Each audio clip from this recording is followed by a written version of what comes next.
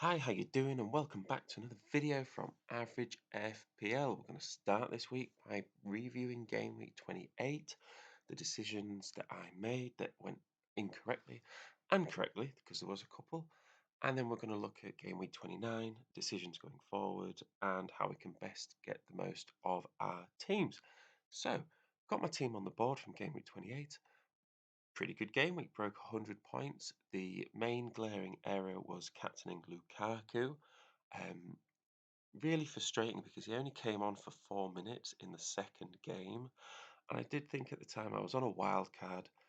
And I thought, is a differential. It's someone that maybe could score a couple of goals because he was playing Norwich as one of his game weeks, but he just didn't play. And I missed out on about 9 points because if he hadn't played, Amati would have come in, would have got 6 points for him, and Salah's 3 points would have been doubled. So really, I kind of captained and vice captained the two lowest scoring players of the game week.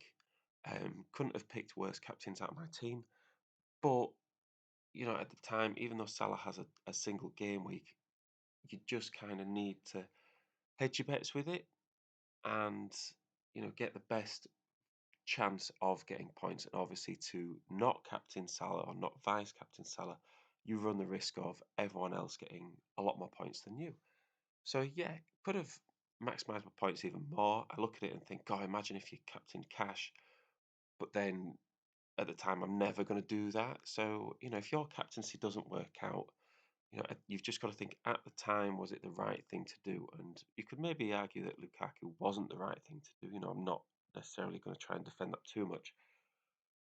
But I also wanted to take a risk. Now, looking around the rest of the team, the double game week has paid off.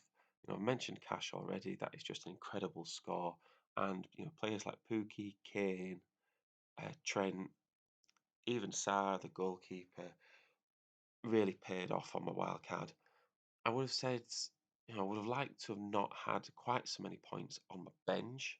I think Sissoko getting 9 points isn't going to happen every week, so it's frustrating that I missed out on that. And Amati as well.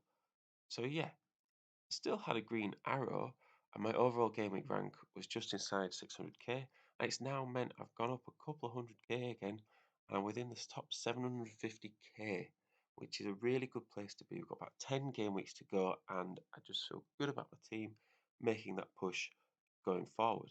Now, there is some more double game weekers this game week. I don't really feel like it's worth playing a chip for or a wild card, but I still think there's some value to be had if you planned ahead. So I've got treble Chelsea, and they're playing Newcastle. I would like to maybe keep hold of my Chelsea players just for maybe this game week. Looking at the doubles, you're obviously going to target Liverpool and Spurs. You might want to target Arsenal as well based on their form, but their fixtures, although both at home against Leicester and Liverpool, aren't the most straightforward. Everton, I would just stay away from. The form is just awful, and their assets aren't performing. And if you wanted to take a bit of a risk, you could maybe look at Newcastle, but then Chelsea away, and then you know is a tough fixture, and then Everton potentially. I think they're obviously a better fixture to play. So it depends whether you think Newcastle players could score quite a bit against Everton because they're probably not going to get that much against Chelsea.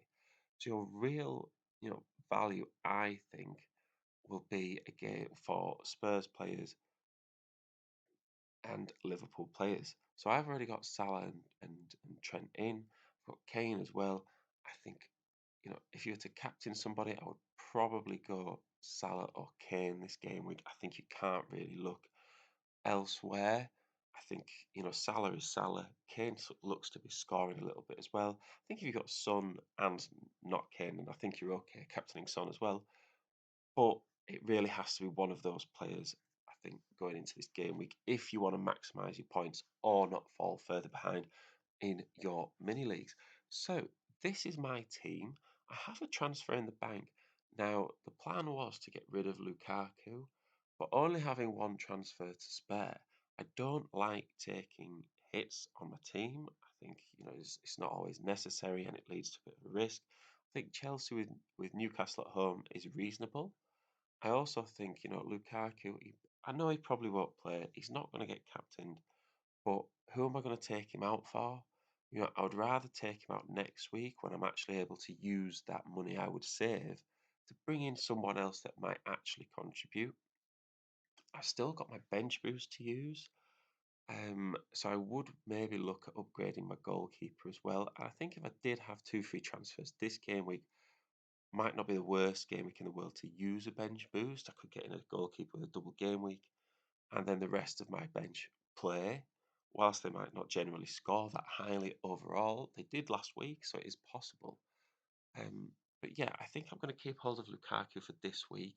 Not necessarily because I think he's going to play or he's going to score points, but just because I don't really want to waste a transfer in terms of planning ahead in one that I might not use or might not, want to keep for the long term. Because I think if you're going to make transfers now and your chips are limited, then I think you really want them to stay in your team for the next few game weeks, if not for the rest of the season, because there's only about 10 game weeks left. So you've really got to plan. If you're wild carding or you're making a transfer, you know you can't really use it just for one game week anymore. You've kind of got to use it for the foreseeable future. Obviously, you can take it out again if you feel like your team is good, and I do feel like I'm happy with my team. But then again, I did just wildcard last week, so yeah, that's probably the lineup going there. I'm looking at captaining Kane rather than Salah. Just what I thought. I just think he's scoring more regularly at the moment, and Spurs fixtures are better than Liverpool's. Both teams are away. And putting the vice on Salah, that's fairly straightforward. I've kind of moved away recently from my early captain rule, which was to captain, the best big hitter in the most form. And I started taking some more risks. And I just think I should probably move back to just captaining the best big hitter with the best fixtures. And for me this week, that is Kane, just edging Salah out. So yeah, let me know what you think of my team. I know Lukaku is probably going to come out next game week, so that's planned. But I'm just going to hang on to it for one more game week for the reasons said earlier. But other than that, what do you think? Is there anything that you're struggling with your team? You're wondering when to play your chips? And yeah, thank you very much for listening. Please subscribe if you haven't already. Appreciate any support that you can give the channel. And yeah, good luck with your game week.